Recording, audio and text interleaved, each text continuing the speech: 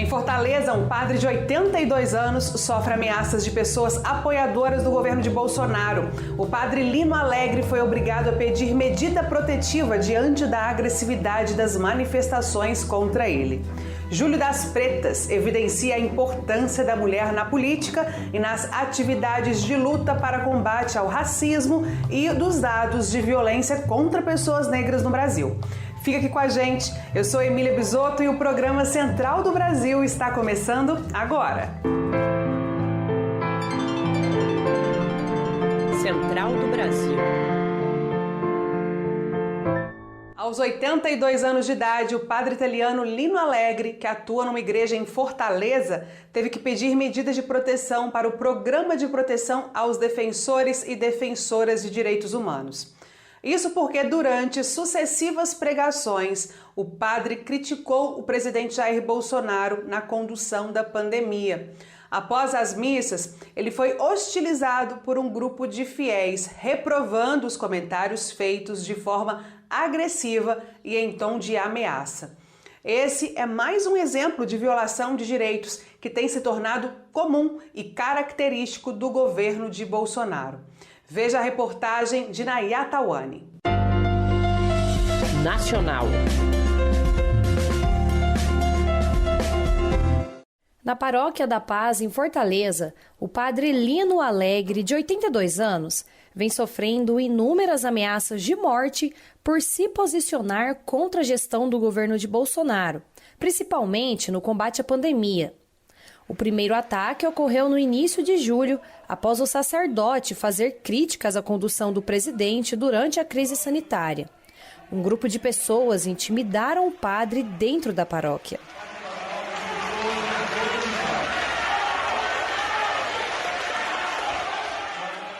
Desde então, Lino vem sofrendo com ofensas e ameaças constantes.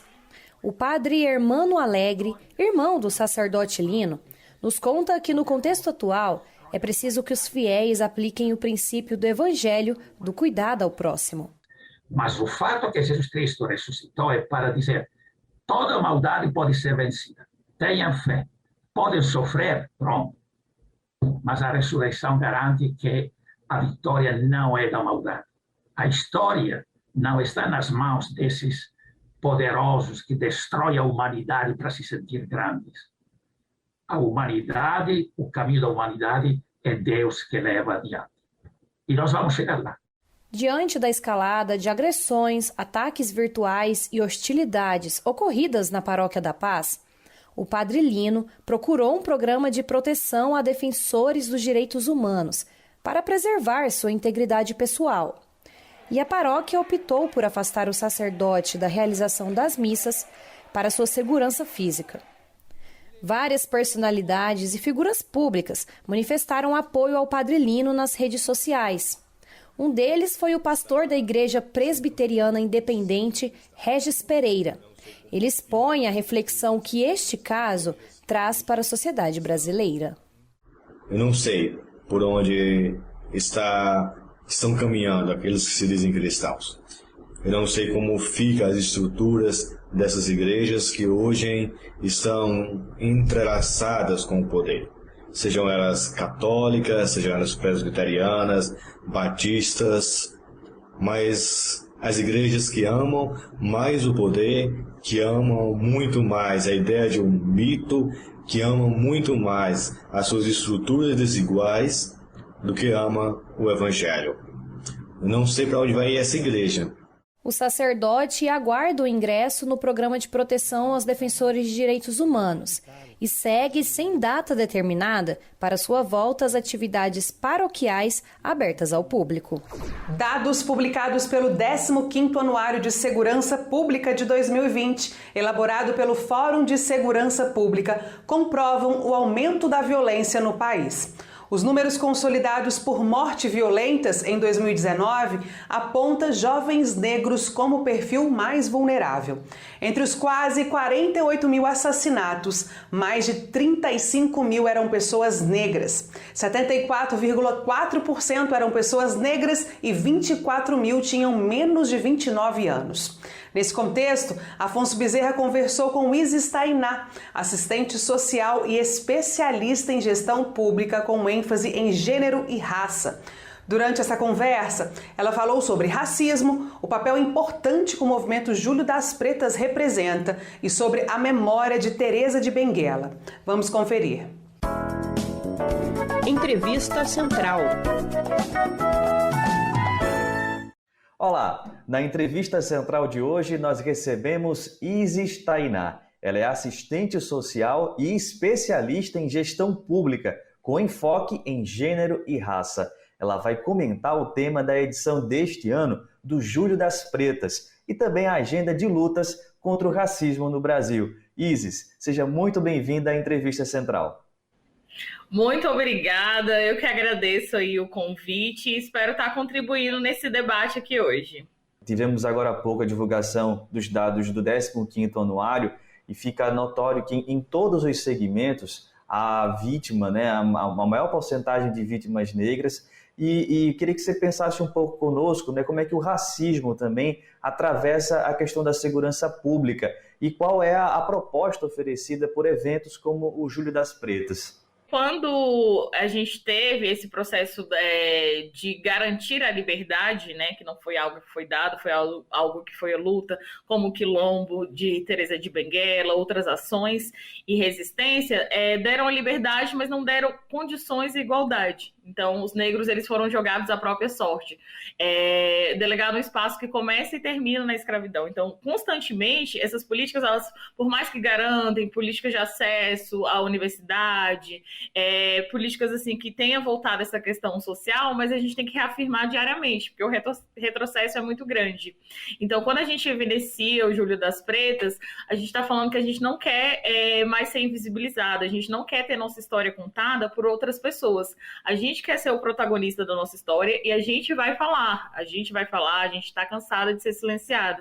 Então é muito importante ações como essa, né, para mudança social, para mudança na estrutura mesmo e até para as pessoas que não têm esse contato entenderem, né, não, eu posso sonhar, eu posso conquistar. O dia 25 de junho também é o Dia Nacional da Teresa de Benguela. Quem foi Teresa e qual o legado dela para o Brasil contemporâneo? Durante muito tempo, a gente estudou uma história da qual a gente não é visto, não é contado, não é lembrado, visto pela ótica do branco europeu, do branco colonizador. Então, quando a gente fala de Teresa de Benguela, a gente está falando das mulheres e a participação política dela na luta. Então, durante muito tempo, quando eu estudava, eu tinha a ideia que quem salvou a humanidade foi a princesa Isabel, foi os protagonistas ali que não foram contados. Mas quando a gente estuda esse outro lado da história, a gente evidencia a presença de Dandara, presença de Teresa de Benguela, que liderou o Quilombo, e por esse apagamento da história, a gente não sabe nem de onde é a sua origem, né? Tem vários estudiosos aí, a gente não sabe se ela nasceu na África, no Brasil, toda essa questão, mas a gente sabe do legado que ela deixou nesse processo de luta, de que lideraram o Quilombo, de estar à frente, e também tem alguns estudiosos que falam que era como se fosse um parlamento. Então ela fazia essa divisão de tarefas, essa divisão política, e a gente percebe o papel da mulher na sociedade, né? Que se hoje eu estou aqui, se hoje eu cursei um nível superior, se eu fiz uma especialização na UNB, foi dos meus ancestrais que lutaram para a gente chegar a ter essa oportunidade, né, de melhores condições de vida. Qual a importância de um evento desse, né, que dura um mês inteiro, como o Júlio das Pretas, para pautar novas políticas públicas? É super necessário justamente por isso, né? Porque a gente tinha esse mito da democracia racial, da desigualdade. Então é interessante a gente falar sobre o mês. A gente não consegue evoluir se a gente não conhecer a nossa história. Então dar destaque, dar visibilidade, falar sobre a necessidade de criação de políticas específicas. Aí podem dizer, mas a gente já tem o dia 8 de março, mas todos nós somos iguais.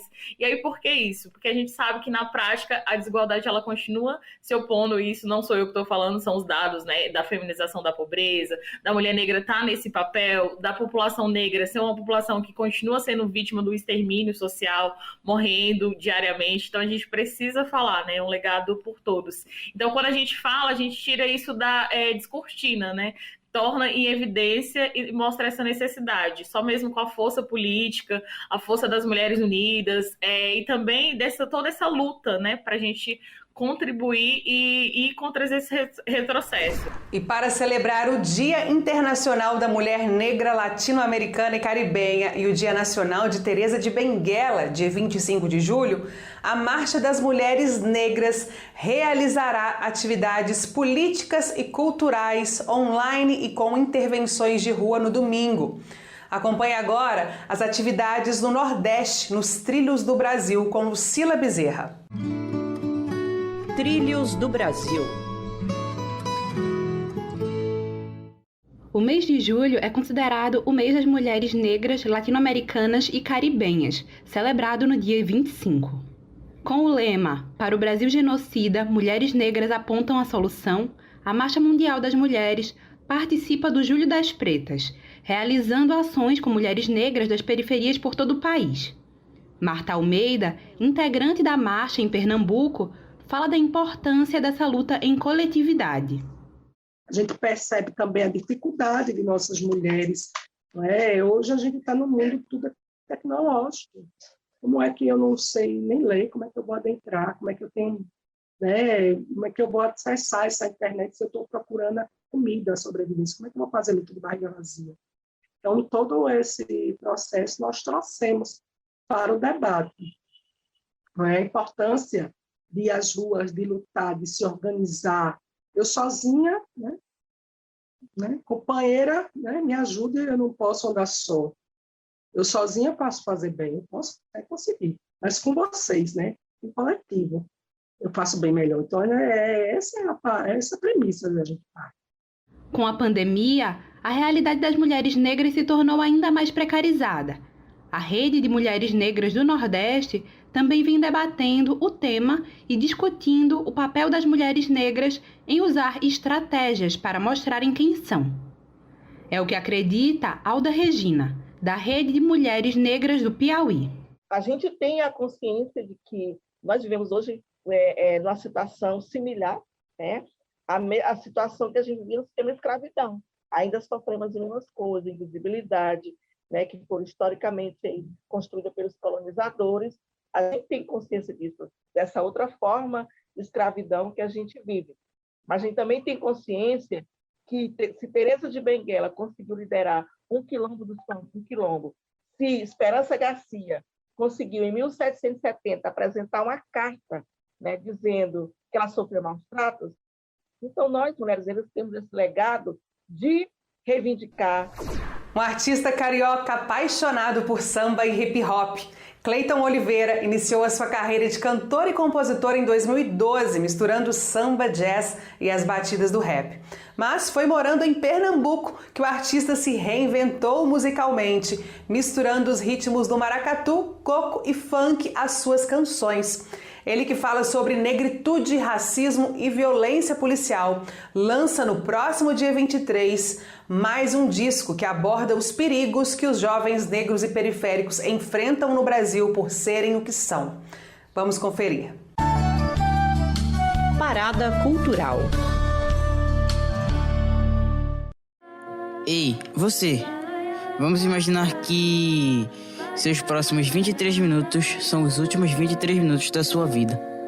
Você sentiria medo? De quem você se despediria? Terminaria seus últimos minutos abraçado com seus pais, avós, irmão e amigos que ama? Então, eu passo por isso todos os dias. Eu me chamo Cleiton Oliveira, eu tô aqui para convidar vocês para o dia 23 desse mês assistirem o meu novo álbum visual que se chama 23 Minutos, Corpo, Mente, Religião e Comunidade. O álbum ele fala sobre os perigos de ser um jovem negro periférico, vivendo num país em que a cada 23 minutos assassinam um jovem negro. Tem fotografias que descrevem a violência urbana, a dor da perda de um filho, os sonhos interrompidos por um Estado que não tem pretensão de ressocializar um jovem negro periférico.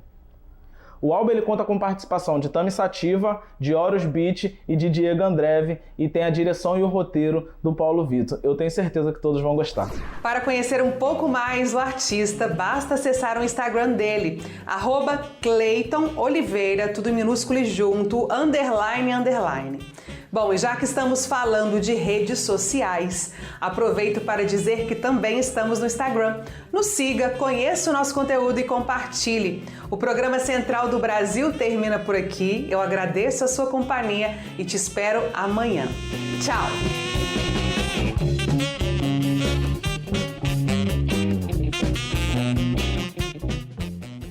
Central do Brasil, a rede de comunicação dos movimentos populares.